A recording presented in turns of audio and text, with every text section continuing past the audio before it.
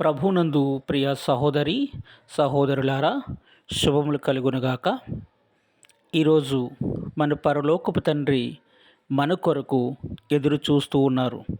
ఏ విధముగా అంటే, బైబిల్లో ఆ ధనవంతుడైనటువంటి తండ్రి తన కుమారులకు తన ఆస్తిని పంచి ఇచ్చినప్పుడు, తన చిన్న కుమారుడు లోకంలో తిరిగి తనకిచ్చినటువంటి ఆస్తిని మొత్తం కోల్పోయి తినడానికి తిండి లేక ఆ యొక్క పశువులు తినే పొట్టు కోసమే ఆశించి, చివరికి తన తండ్రి యొక్క అవసరతను తెలుసుకొని, తన తండ్రి యొక్క గొప్పదనం తెలుసుకొని, తిరిగి మరలా తన తండ్రి దగ్గరికి రావాలని నిశ్చయించుకొని తిరిగి వస్తుండగా, అంత దూరం నుంచి చూసినటువంటి తండ్రి పరిగెత్తుకుని వెళ్ళి తన కుమారుని హత్తుకొని తనకున్నటువంటి ఆ యొక్క మాసినటువంటి చిరిగినటువంటి ఆ యొక్క వస్త్రమును తీసివేయించి పరిశుద్ధ వస్త్రమును అలంకరించి, ఆ రాచరికానికి గుర్తుగా తన కుమారుడిగా మరలా ఆ యొక్క అంగుళకమును ఆ యొక్క ఉంగరములు ధరింపచేసి తిరిగి తీసుకున్న రీతిగా లోకంలో పడి తిరుగుతున్నటువంటి నీ కోసం నా కోసం